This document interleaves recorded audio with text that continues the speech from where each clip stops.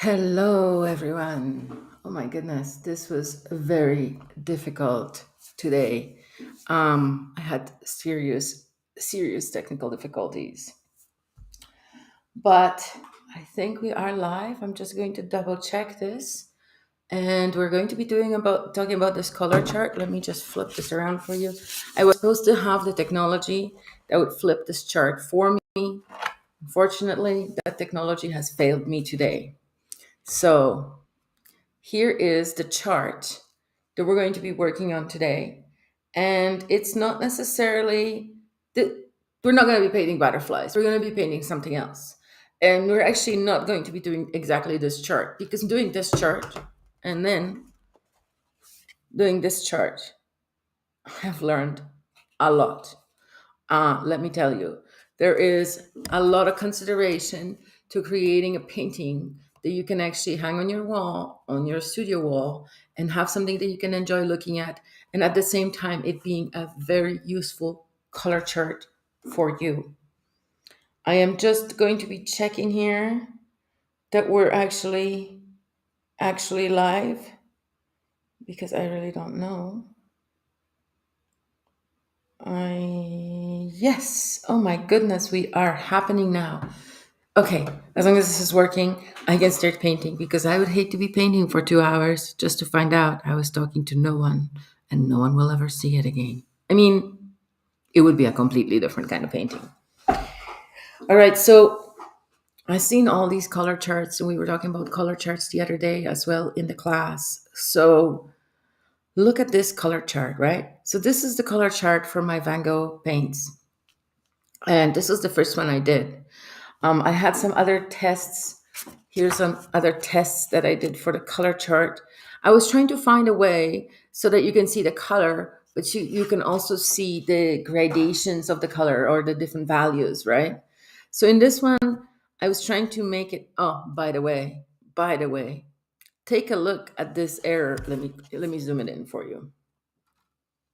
See this? See these two butterflies, the green one and the blue one here, these two guys? That's a mistake. That's a mistake I want to talk to you about. I did this mistake yesterday when I was painting this chart. And you know what the mistake is? I put hand cream on. It's getting cold, it's winter time. I put some hand cream on. And then I was unwittingly painting these top butterflies while my hand with the hand cream was resting on these two guys and on this one. And you can totally see where the hand cream has affected the painting or the paper because and I suppose this is why this is another reason to wear one of those artists' hand guards because this is my hand cream interacting with the paint. I mean, it's a cool effect if that's what you're going for. I would love to see that effect in certain places like this here, this blue butterfly. Look at this. I know if I had the technology I was supposed to have, I wouldn't have to do this manual zoom. But look at this blue butterfly. Isn't that cool? That effect and the green one too, that effect, that's very, very interesting. It's a very interesting effect. However, for a color chart, it is not advisable or beneficial. Still, still, we are here with this beautiful color chart. We're late, but it's better late than never. And then, so the second color chart I did, and I kind of messed it up here because I had some water accident. Ignore this part. The second color chart I did actually informed a lot more um, of what we're going to be doing today. Because I started off with these tulip like flowers on this side. Sorry, I should be flipping this towards you. Like I said, my camera flipper tool is on vacation today. In any case, but it's not going to matter for what we're doing today. It's not going to matter if you're seeing it from as if you're sitting across the table from me or as if you're sitting in my position, because in real life, um, basically the way we're going to be painting today is you're going to be sitting across the table from me, looking at me across, and that's fine. But in here in this example, see, I was painting. So in this chart, I was actually doing the koi paints, this 36 koi paint set, and I was trying to see if I can do a different value for every petal. It's kind of hard. It's not easy. So I didn't succeed. Like I succeeded in this one. I succeeded in this one, but I didn't succeed in all of them. But think about this: if you paint all these flowers for every one color of your paint one flower or one leaf or something, you're going to have a lot of practice painting. That's going to create a situation where you're practicing painting. So let's get on with it. Let's be practicing painting. Putting my glasses on. Da da da da da. Putting this aside because this is not the paper we're going to be using today. I'm just going to have that over there as an example. I am going to pick up these butterflies. Now this is an art block, so the previous page has to be picked up like this. And yes, I could have done it before, but I was too busy trying to solve the technical difficulties that I never ended up solving because I still didn't get OBS to work properly. However, oh goodness. Well, it's only visible from the bottom, so we're okay. Sometimes these art blocks, like I should get like a spatula or a special knife for the art blocks because sometimes the art blocks are a little bit problematic. So I just haven't decided if we're going to be swatching the koi. I think we're going to be swatching the koi paints. Okay, so we're going to be swatching the koi paints. Now, I want this color chart to not only, like, see, I've learned a lot doing these two color charts. I've learned a lot. So I want this color chart that I'm doing right now. I'm just going to move my chair a little bit. Excuse the sounds. I want a chart that's going to be useful. I want a chart that's going to inform me, that's going to be a useful tool for me when I hang it up on the wall. I'm going to be able to see what these colors look like in their pure form. So starting with, I'm just going to spray my paper a little bit. I'm going to let that dry. I don't want my paper wet. I just want it slightly damp. Slightly damp. I don't actually want any wet spots at all. That's fine. And then I'm going to spray my paint liberally. I would say liberally. And I'm just using a little sprayer like this I got at the drugstore for hairspray or whatever.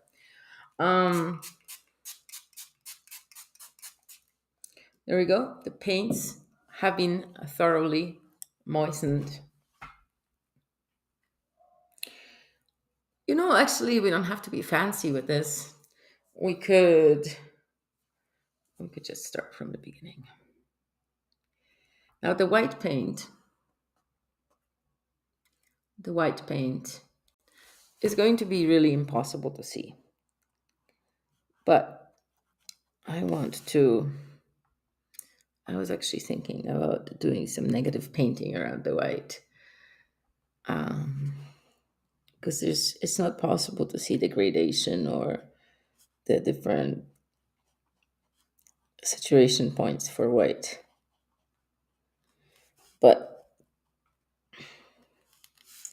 And on the other chart, what I did with white, but it actually took over the white completely. But really, I don't know if that really is a big deal because you can't see it anyway. So what I did with the white in the other place is I put a touch of another color right in there. And then I let the watercolors do their thing.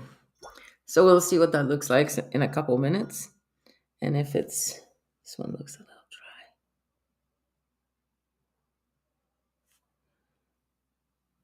I just want to guide this pigment a little bit because it's starting to look cool, but I can see how it's not going to make it all the way in. Okay, that looks more like a flower. All right. That was some moving pigment exercise. Can you even see that? Sort of, a little bit, barely. That's fine. Second color. This is color that's actually going to be visible, so we can do the thing with this one. So the first petal, we're gonna do totally saturated, and I need to be able to have 8 in a row here. The first petal is going to be totally saturated. I'm going to dilute this a little bit and have the second petal a little bit less saturated. And I'm going to put my brush in water again and have the third petal less saturated. And again, I'm not actually rinsing the brush, I'm just sort of dipping it in water. And this time I'm kind of rinsing it a little bit. Okay. Well, the other petal that I touched is bleeding into it. That's fun. Well, all we can do is accept what's happening. Those values, I can see the values of that paint. I mean, they're not ideal. I could do better, but I still have like 34 more colors to do better with. So I'm going to be happy with that result. And we're going to do a third flower. The first petal, totally saturated, like so. Slight rinse. The second petal, less saturated, slight rinse. The third petal, almost invisible. Well, then, let's see if we can pick up some saturation from the next ones. And I'm just going to. So there's actually a chance that we can do this properly for this one. And actually, it's not bad at all. I can see the different saturations. Let's go to the next color. So what I'm going to do is I'm going to arrange these colors to match my palette, right? So my palette has 8 across, and so I'm going to do 8 across. That way, when I look up on my wall, I'm going to see each of these colors and what it looks like in their different saturations at a glance. At the same time, giving me 36 simple flowers to color, which will allow me a ton of practice, which I obviously need. Everybody needs ton of practice because the more practice, like, I mean, if we're all going for 10,000 hours, I need practice. And to tell you the truth, traditionally, I worked with acrylics and oils. And so watercolor is somewhat new to me. And so I sometimes still get trapped in the acrylic slash oil habits. Let's put it that way. Habits, which are not necessarily beneficial.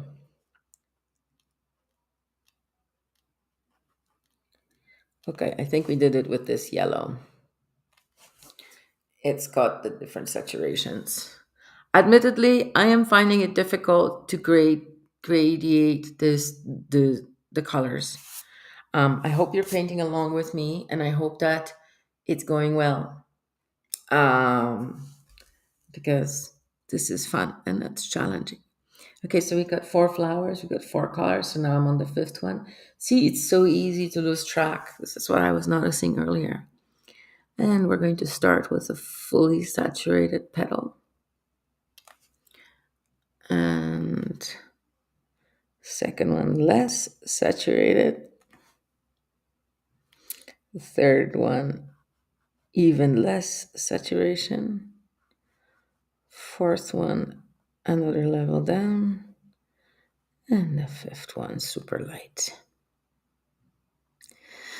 I was watching a painting tutorial by Liron Yankowski the other day, and he was talking about the undervalued, how the lightest saturation, the one where it's like 10% value or 3% value, is not really recognized by a lot of artists. It's not really valued, pun intended. 1, 2, 3, 4, 5. So now I'm in the sixth one. And it does not have enough water to give me what I want. There we go. Now, full saturation. This is the orange. And see, last time, I don't know if you noticed, I'm sure you did. I was having issues because even though this is kind of cool, the writing, there's not really space for writing. I didn't leave any space for writing. And so it's all squished and it's hard to see what it is. So in this chart, I'm going to give nice and easy space for all the writing so that we can easily at a glance see which is which and what is what. And again, this is a color chart so that you can get more familiar with your own colors and how they behave in different situations, right? As we're painting here with more and more water, let's see what this color looks like with more water. Now I'm being careful not to touch because that actually worked out. And it doesn't matter if your petals are different sizes, because that actually will make it more natural. So that was the dark orange. We have the light orange. Now we're going to the peach. I wonder what the peach is called on the box. Let me see. I kept the box just so I can refer to it. Jaune Brilliant. So brilliant yellow, but it's written in French to make it sound more fancy, of course. Or maybe we already had another yellow, so they had to go with Jean. Thing is,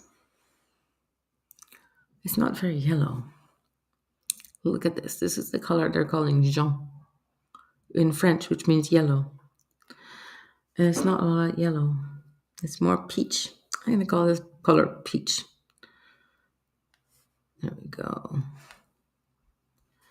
And kind of failed with this value thing here.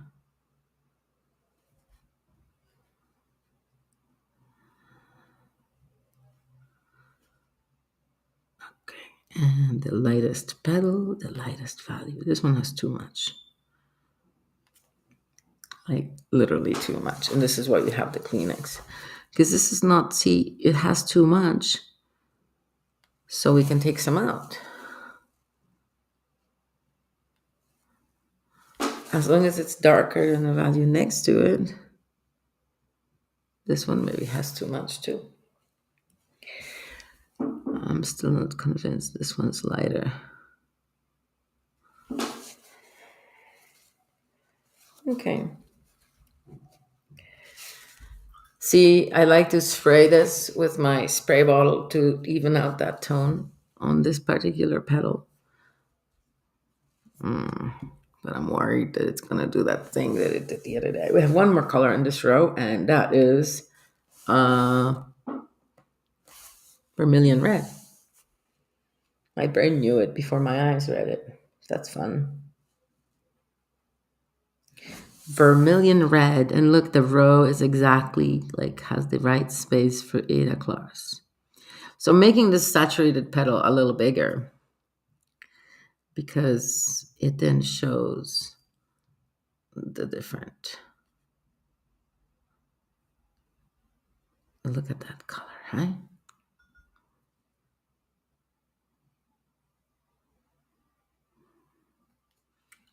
And for almost zero value, this one seems to have a lot of paint. Trying to wash all the paint from the paintbrush and then see if I can pick up. This is a good practice too for picking up color, right? Like,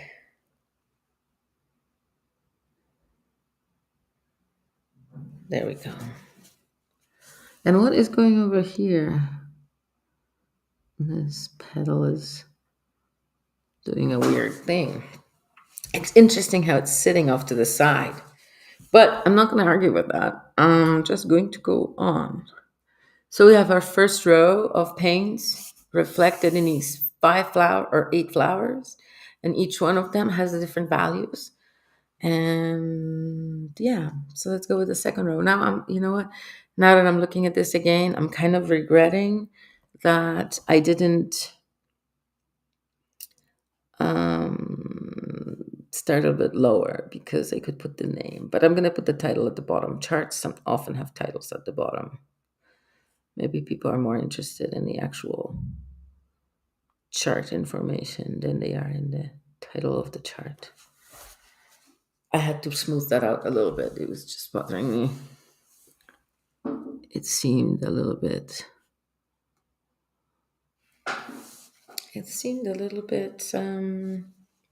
not very happy. Okay, we're going with the second row, and second row is our the second row has our reds in it. I'm spraying more water on my palette, which had the chance to dry already. wiping any water from my hand, leaving space for the name. Hmm, That's important. And then painting this row. Now, remembering that I need to have 1, 2, 3, 4, 5. So 1, 2, 3, 4, 5. I don't know if that leaves a lot of space. Maybe we'll make that the side petal. I dipped my brush in water. See, instead of making it the top one, I'm going a little bit off to the side, so I have because I see I have not enough space for this one's going really light. I'm not gonna argue with that. Okay, number one, number two, go directly beneath. Maybe I'll just do the left side being the darkest petal in this row. Maybe we'll do some kind of a fun thing. Oops. Kleenex to the rescue. Maybe we'll do some kind of a fun thing where we start each row with the darkest petal at different places.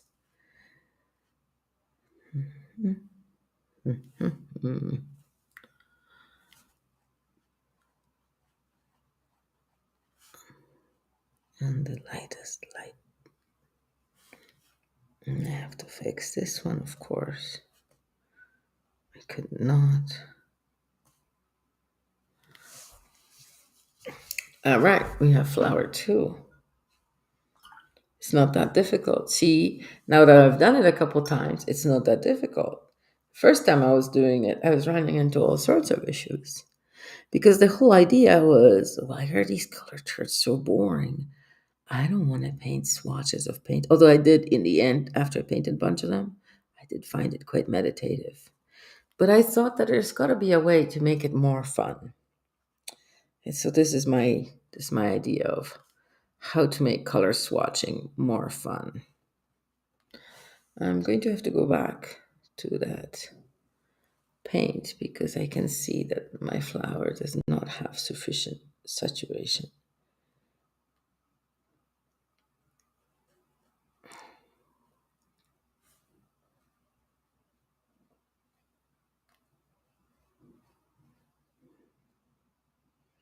I like how that last petal is nearly invisible, but yet it's still there. And that's what that Leron guy was talking about. All right, next is number 4. And I'm going to jot down the numbers on the koi because this is the koi palette. So I'm going to jot down the numbers as well. So this is the next red in the palette. This one is called Carmine. Like the classic lipstick, hey? Carmine lips. It's got a lot of purple in it. I always thought that carmine was pure red, but look at this one. It seems quite on the cool red side. Beautiful. See, and the thing is, if you paint 36 or 72 or 120, however many paint sets you've purchased so far, flowers, and try to get the values different and stuff, think about your value work. Think about how good your values will be next time you paint something serious like a portrait, right? Because you'll have all this practice in getting the different values, right? So once you have this practice, you will be able to make all the difference. 1, 2, 3, 4, 5. 1, 2, 3, 4, 5. Oh, this one has a lot of water. The darkest petal first. And this one is Quinacridone Rose. Nice. Lately, this has been my favorite color. I blended with other things. I obtained a beautiful orange with it by mixing this with some yellow. Oh, I've had so much fun with quinacridone rose lately. All right.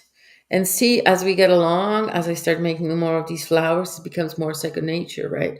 That's the whole point of this technique. That's the whole point of this exercise. Second nature. And da da da da 1, 2, 3, 4. 1, 2, 3, 4, 5, 6. 1, 2, 3, 4, 5, 6. I swear, I just don't want to make a mistake. I I've experienced the feeling of being certain something is something, and then the shock as I put the brush to paper, and the thing is not the thing that I thought the thing was.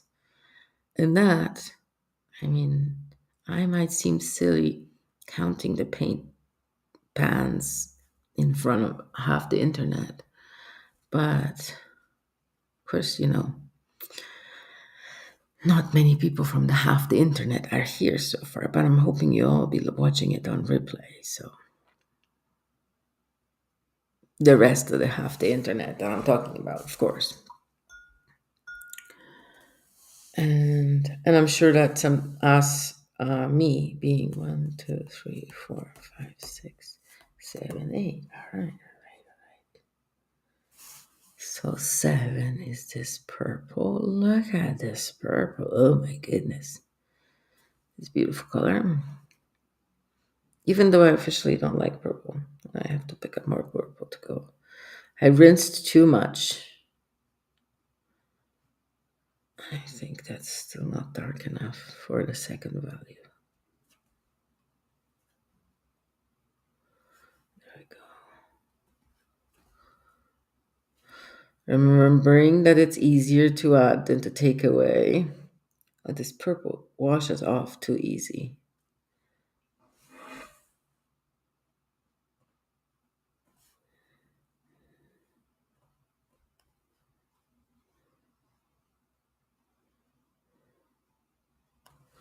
All right.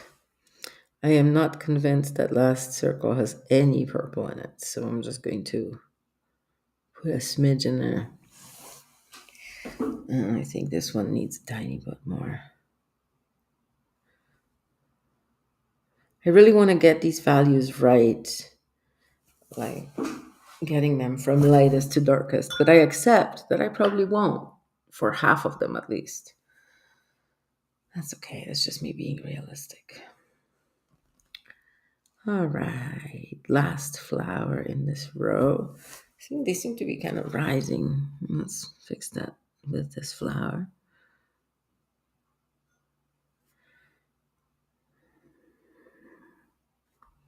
I wonder if blues wash off the paintbrushes here, and that's why I'm using the same technique, but I'm not getting as much value in the painting as I did before.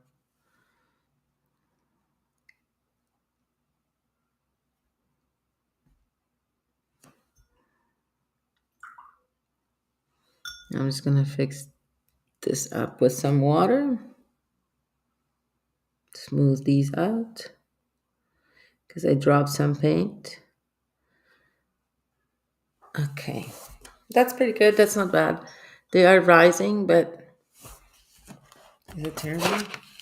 It's not terrible. I'll even it out with the writing. It'll give us the illusion of them not rising.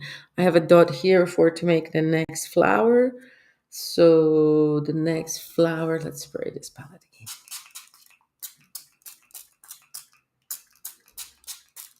again. It's an easy way to keep them somewhat moist without swimming. All right. I am going to avoid the red dot. Oh yes, I was going to make this one lower. I had this idea of starting the darkest petal in a different location for each row. I don't know if it's going to look weird or cool. Let's see. Oops.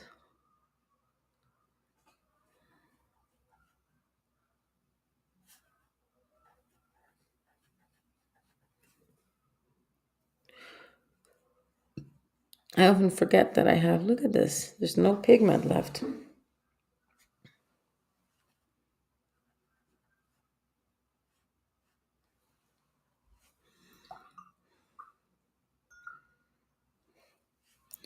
I try to put the right amount in each petal for the value that I want to achieve. Did I? No idea, but I know a minute ago it was just water.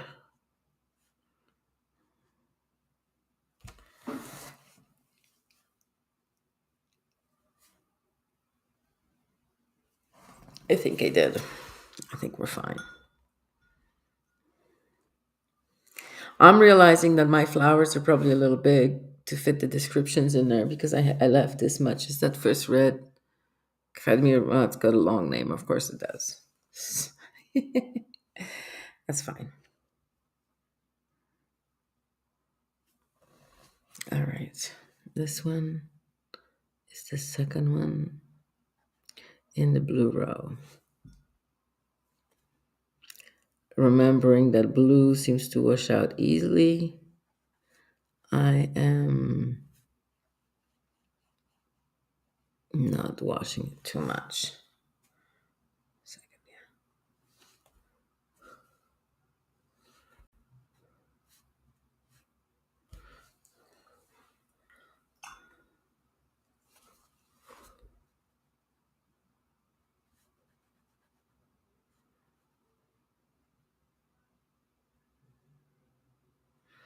Like, yes, of course, the goal is to get it right on the first go, but the goal is also to get the values right.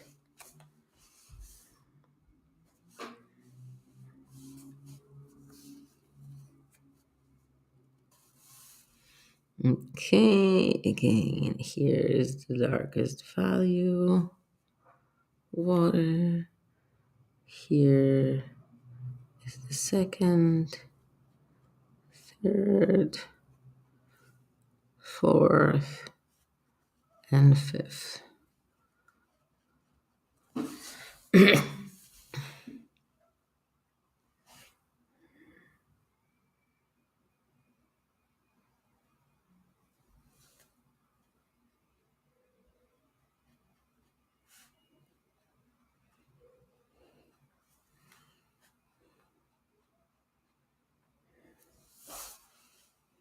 No, that really is that really light value of it.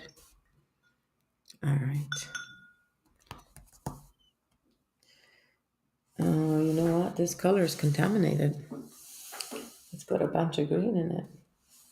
There's only one thing to do.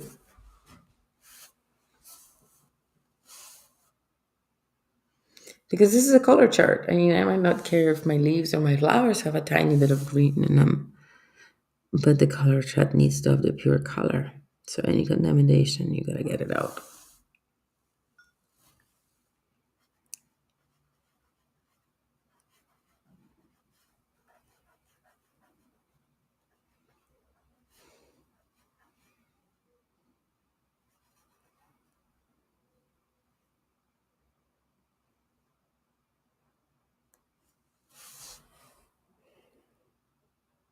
I think this one's a Prussian blue. No, cerulean.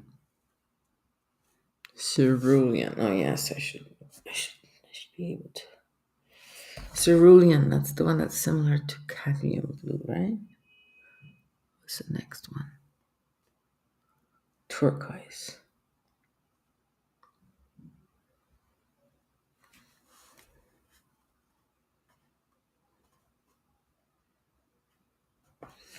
Mm.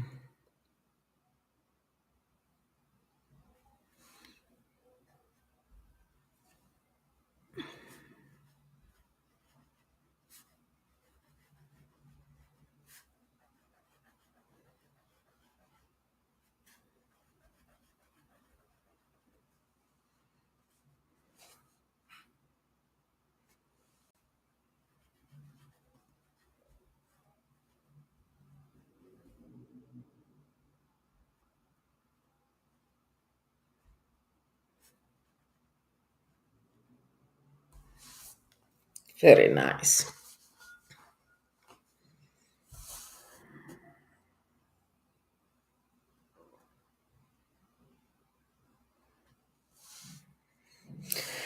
This one is indigo or Prussian blue. Prussian blue. And the next one is indigo. See, they don't look like when I'm looking at the color in the pan, it doesn't always look like what ends up on the paper. So that's why it's important to do these swatches.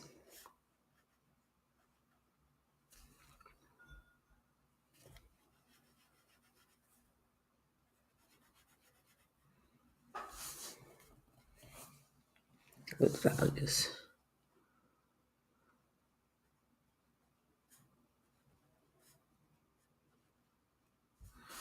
Yeah.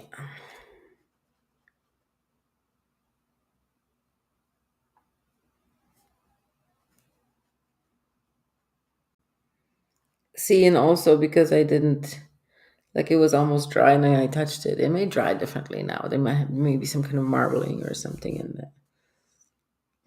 So we have two left. So the next one probably is indigo.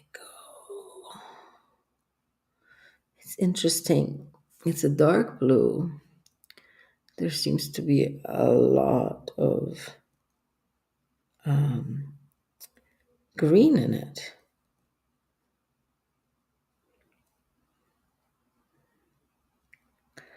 Also,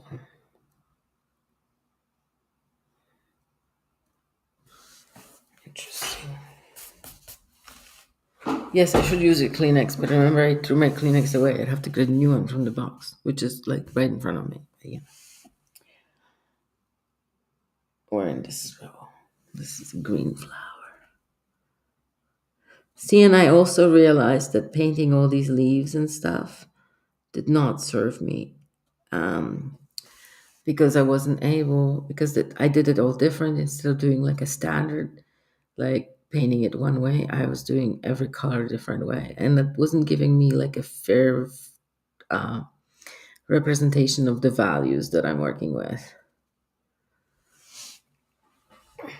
So this is much better. And as you can see, some of these petals are not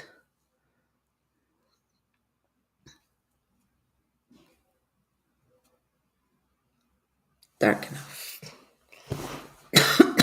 Excuse me.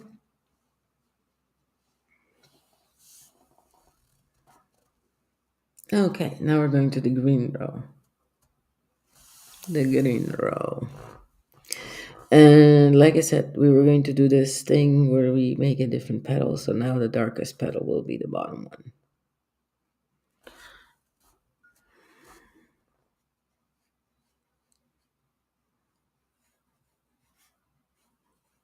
I'm avoiding the red dot because that will change my color.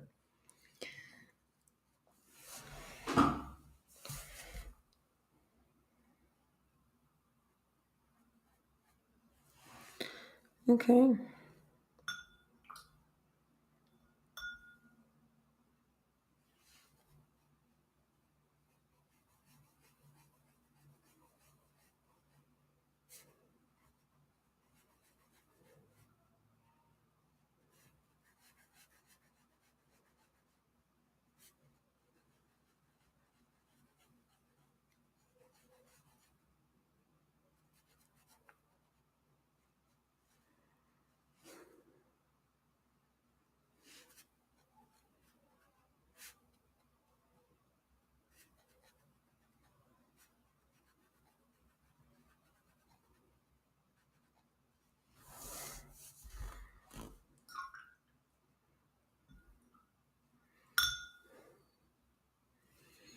See, even though I've done these color charts for a couple days now, or I've done a few of them, well, more than a couple days, um, I am still learning. I am still seeing better ways of doing it. I'm still improving my color chart technique.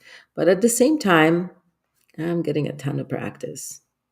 A ton of practice. So I am not sore about it at all.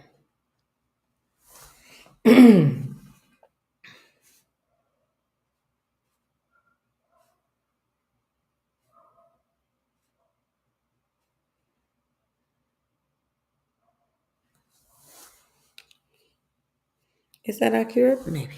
Not sure. One, two, three, four. Look at that color. I think that's forest green.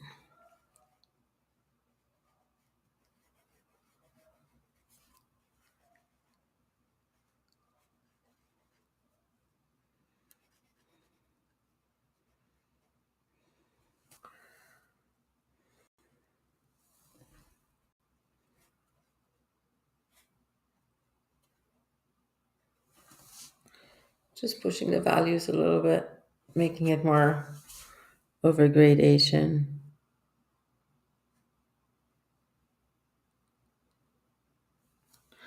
There we go.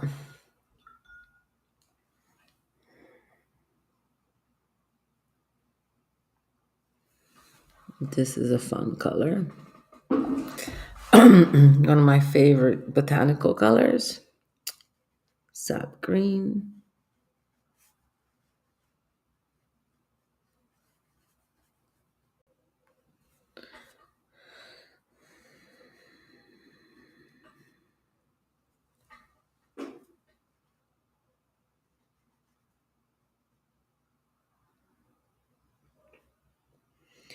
Trying to make sure there's no weird issues with the drawing, right? This one's olive green.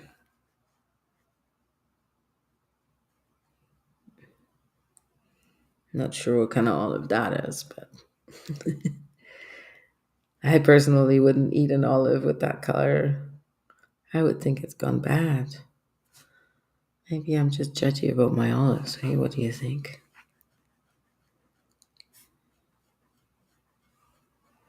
And creating the lesser and lesser values.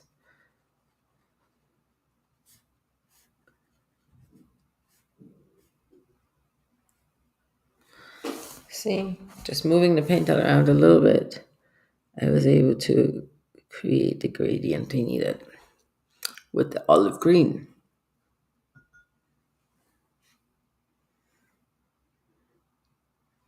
Sepia. No, I think. No, that's not sepia. That is yellow ochre, of course. Of course. See, I think yellow ochre is the color I think sepia is. And the color these manufacturers put as sepia is not what I think sepia is. And I think this is where my confusion stems from.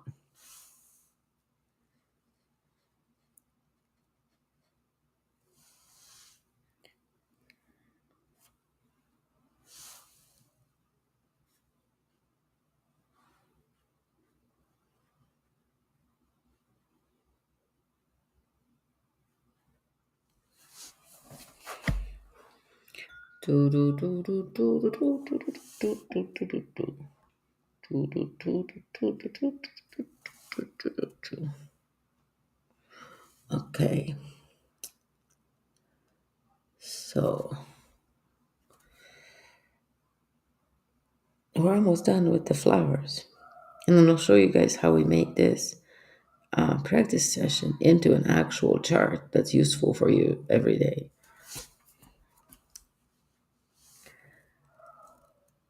But don't underestimate the power of this kind of repetitious practice, because when you're creating a painting, there's all sorts of things going on in your head, all sorts of things happening in the page. There's issues. You may be judging yourself, or there's all sorts of stuff. So when you have a chance to peacefully do some shading and create some gradients and practice with picking up paint or adding more paint or whatever, that perfect, that is where it's at. Look, I went up. That's not where it's at. That is not where it's at. We'll figure it out. We will figure it out. And like I said, maybe I need to do more color charts. We only have, I'm going to do it on top. We only have a few colors left, 4 colors left. And so we don't need, there's not going to be as much room needed for these colors. There we go. Is that good enough? No.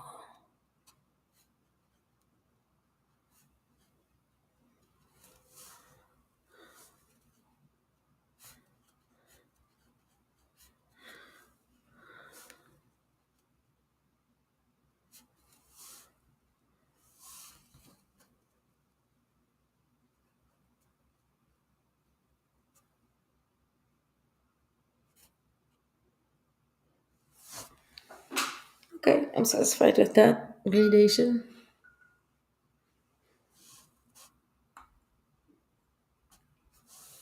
Next one is that's the sepia.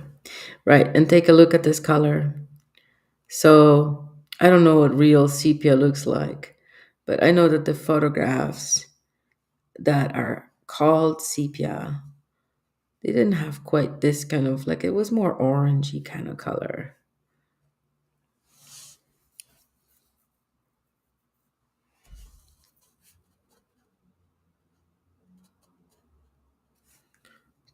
Choo, choo, choo.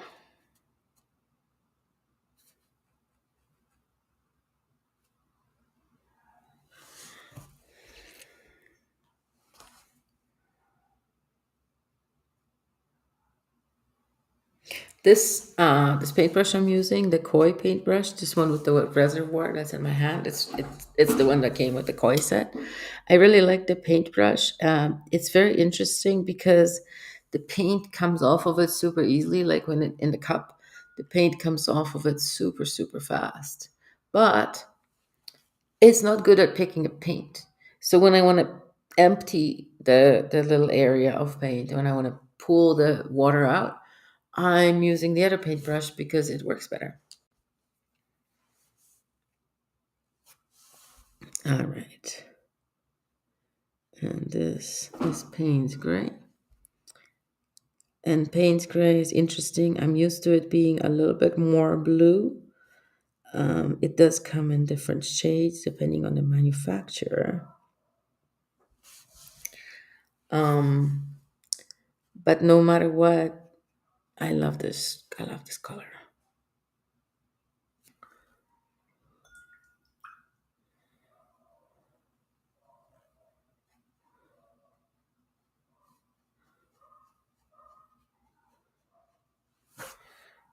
Um,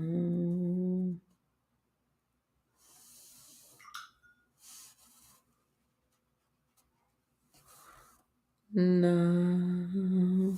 See how quickly this paintbrush picks up the color?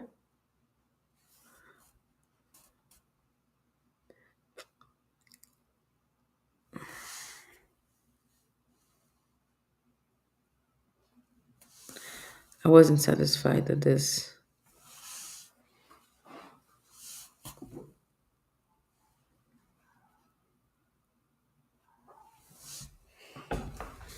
All right. And let's say,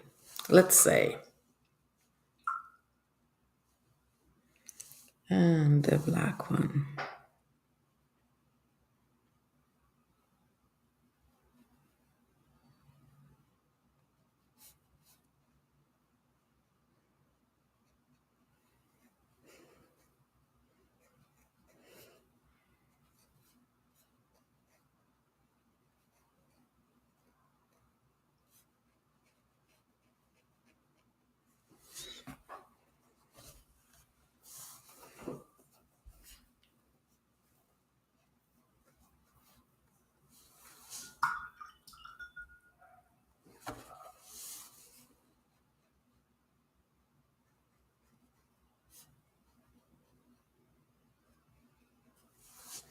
Good. Nice. So now I'm going to grab the hairbrush and I am going to mute myself for just a second while I dry this stuff. Give me just 2 seconds.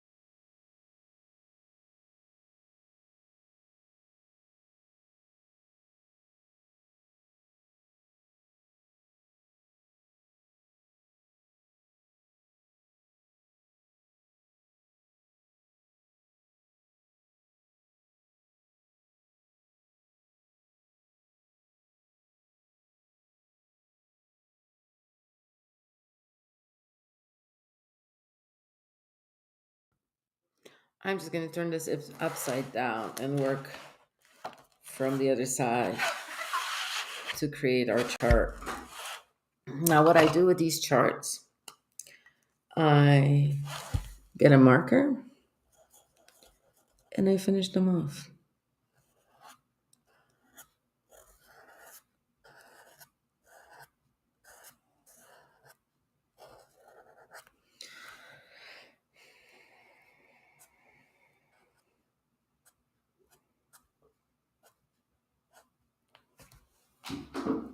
Yeah. Um,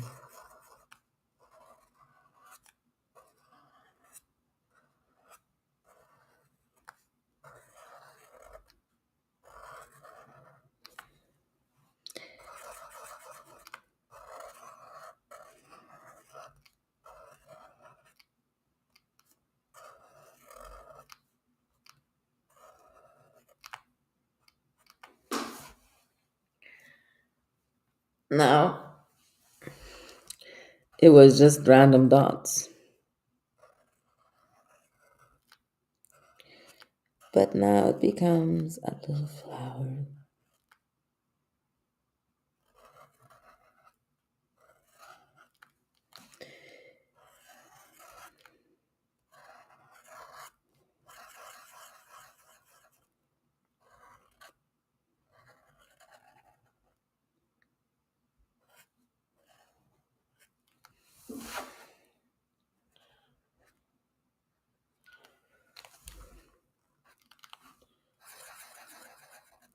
It really helps to draw the center first. And all your petals can go to the center and not be confused.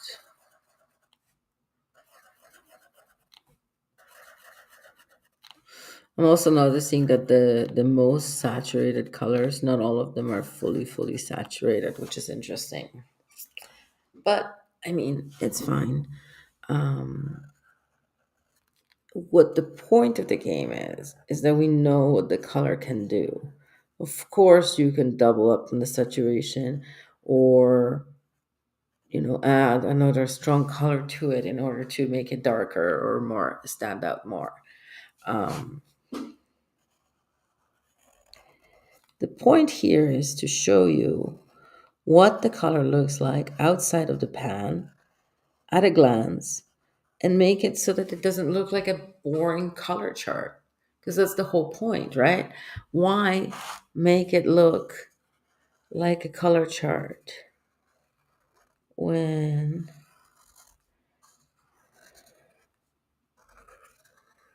there we go.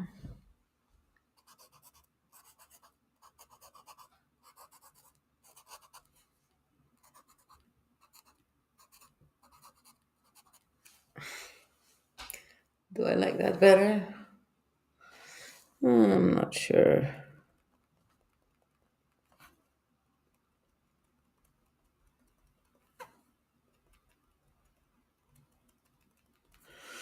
Maybe I like this.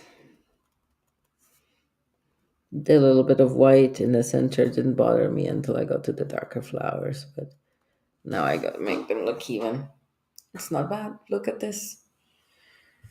If this was a commercial outfit, they'd be happy with these flowers.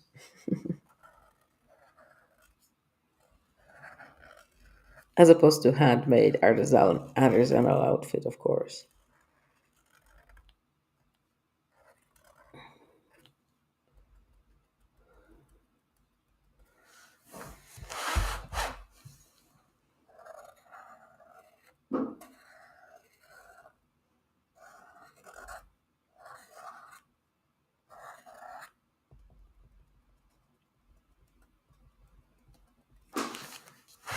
That just distracts just enough the eye.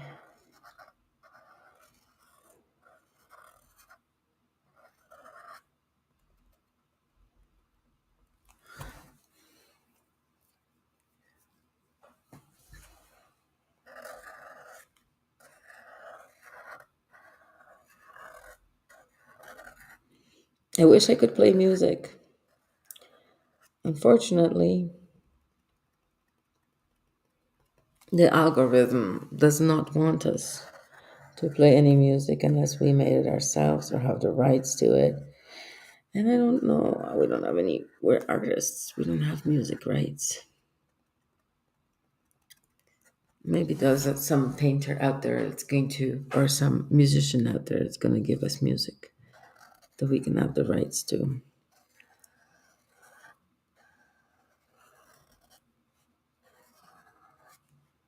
And we can play in the background while we paint. How did I skip the center of the purple flower? I have no idea.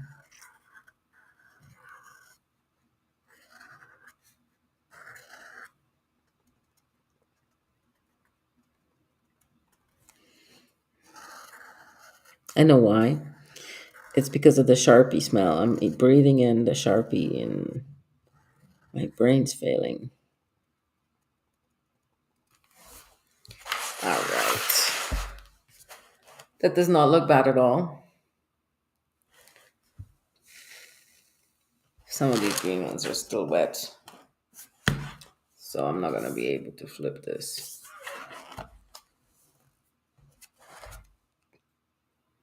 Mm, these ones are dry. I'll just do it from this side.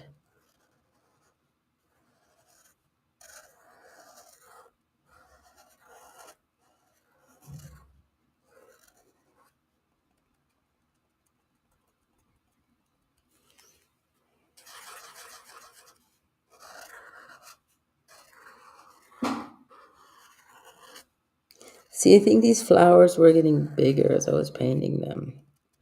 I think I should have put little circles or something along the page to keep myself in, or maybe lines to keep myself in line.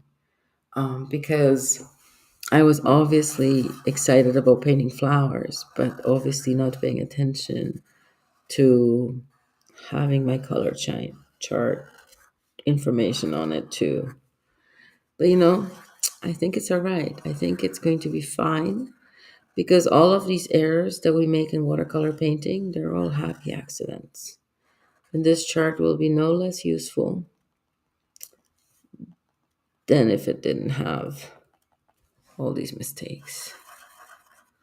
I will make sure that we have space for every single piece of information we have to include and that it all looks pretty at the end.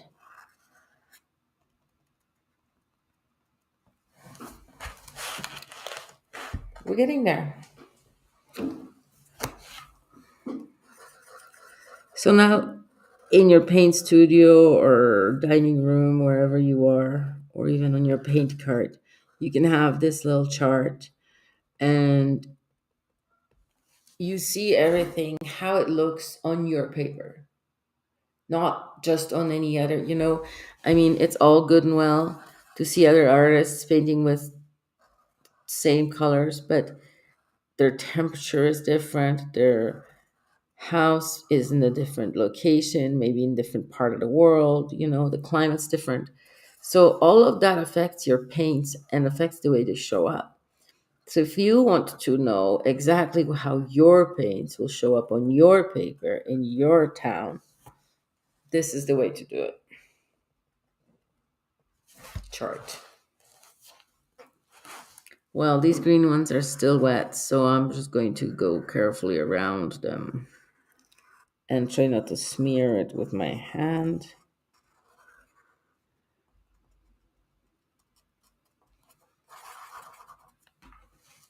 I think the blue ones are okay.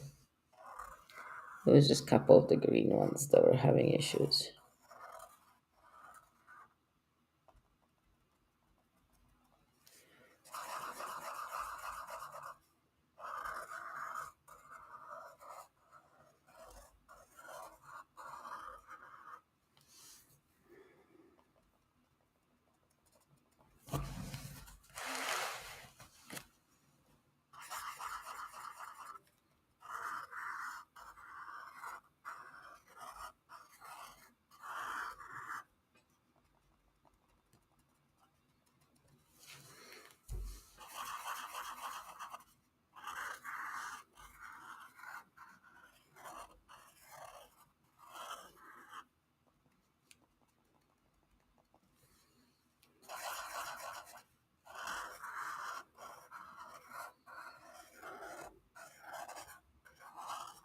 Well, after this exercise, not only do I have a couple charts of the colors, exactly how they look like on my paper, but I also have a lot of experience because I had to do it twice for these koi colors.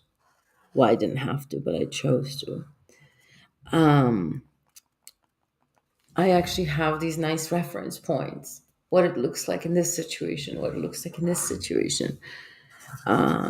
It's very useful for myself as an artist because then when I want to paint something and I see a certain color on the page, on the photo, let's say, if I'm painting from a photo, I will be able to see how that paint, like what paint will be best for this particular lake. I mean, the difference between the raw umber and the sepia and the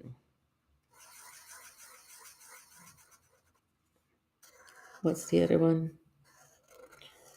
that's like amber, ochre, right? There is amber and there's ochre, and they're sort of similar. They're different, of course, but with all these fancy names, sometimes it's easy to get confused. So if you have a chart that shows you exactly what it's going to look like in all of its saturations, then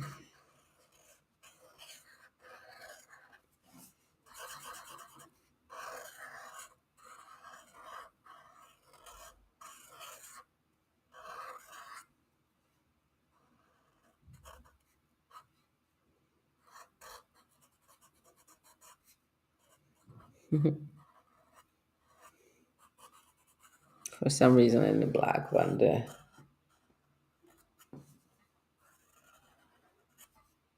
white space bothered me. Anyway,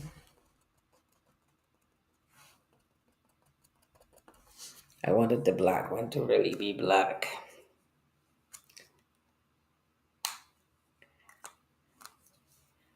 Okay, well then, we're getting so close to being done our chart.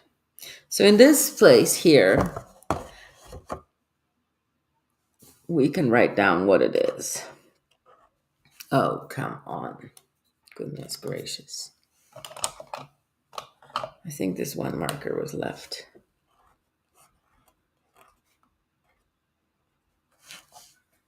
Koi. Watercolors. It's two words on this particular, but the koi are made in Japan, right?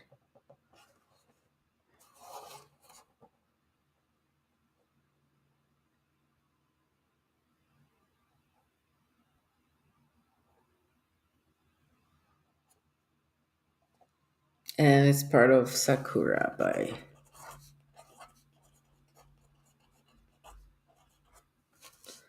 There you go. So these are called watercolors by Sakura. 36 colors set. In case I know exactly which paint this refers to, and then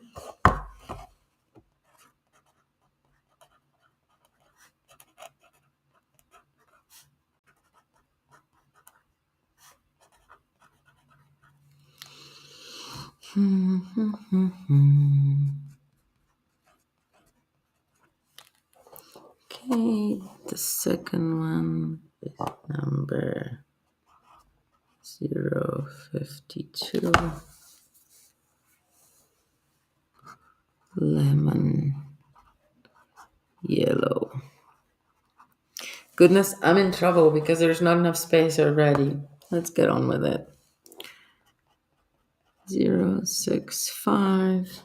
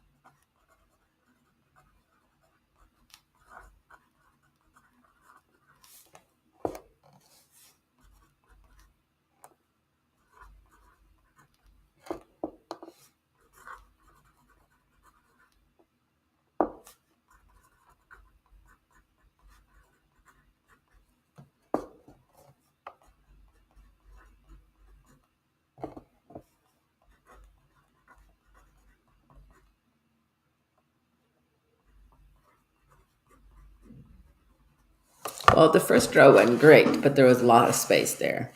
Let's see what happens in the second row.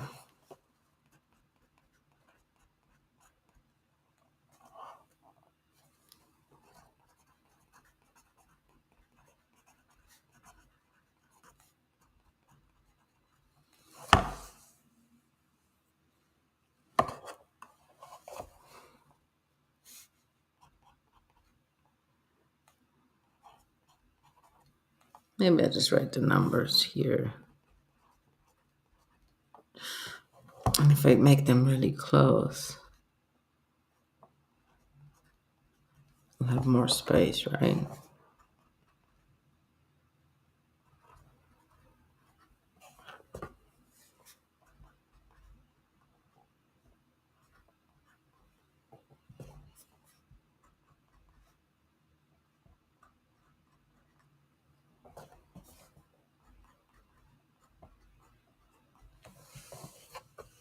Okay, so permanent red deep.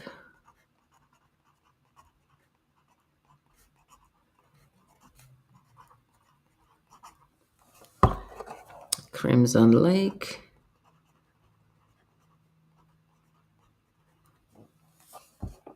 Carmine.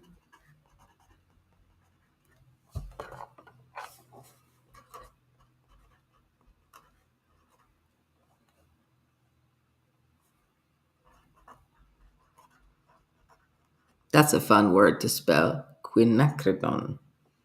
Rose.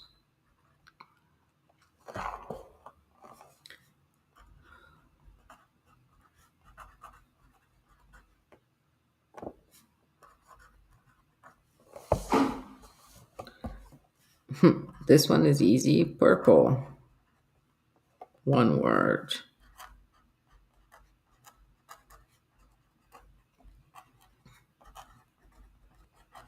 Ultramarine deep.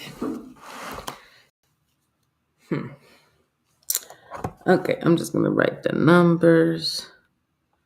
146.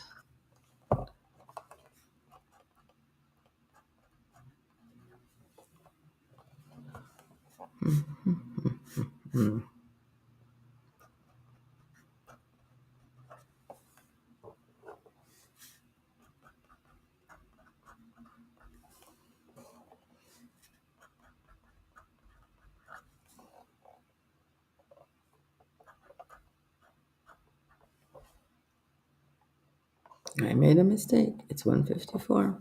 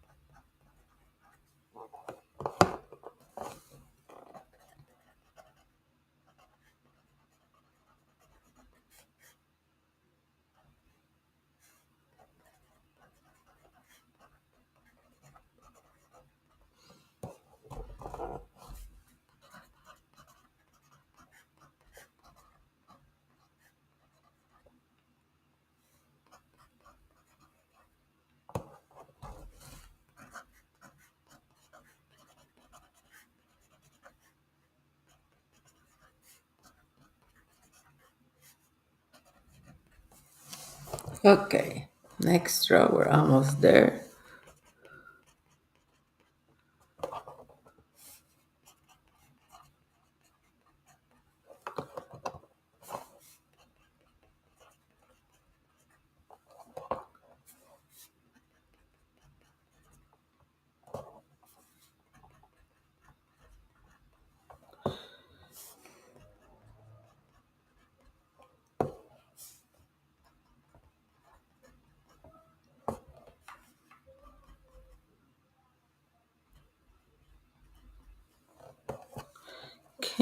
permanent.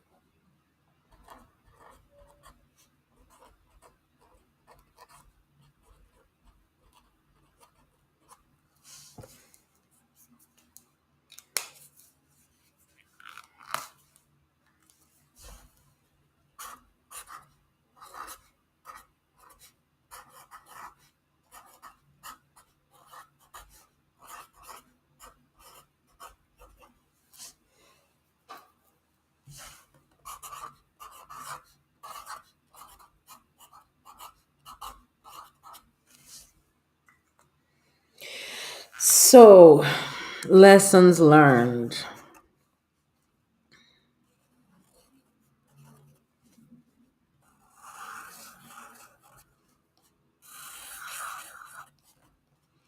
What would I do differently if I had to do this again?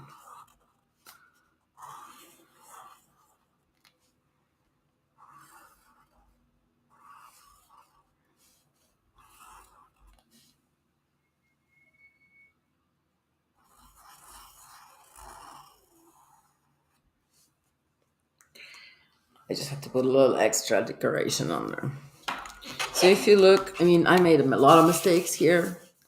The number one thing I would change, I mean, this chart is perfectly functional. There's nothing wrong with it, really. It's a little tight here. It's a little tight everywhere. So what I would do differently is I would use my ruler and I would divide the page into squares, and I would make sure that there's a square for the description and a square for the flower, a separate two squares. I would make the flowers smaller. I mean, I did make the flowers smaller in this version, right? So it's possible to make them smaller. Um, but I just got carried away with the space and everything. But yeah, no, it's a perfectly functional color chart and it gives you each color. It doesn't give you the blends like the other color charts I did the other day. That's the video we can link. But it does give you the each individual color hues, which is very important. So all of these charts are very important for your work.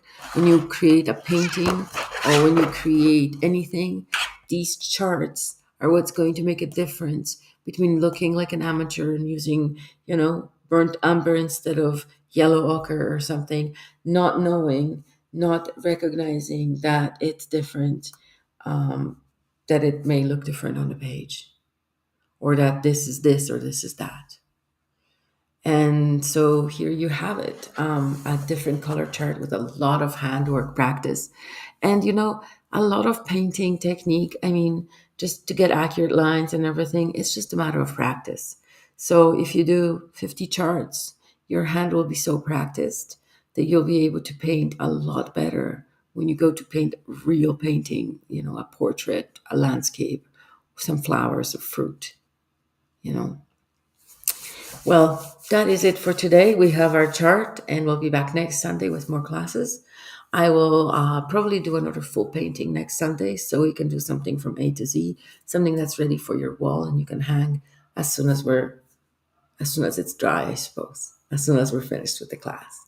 Thank you very much for watching today, and you have a wonderful day. And I'll see you guys throughout the week. Bye.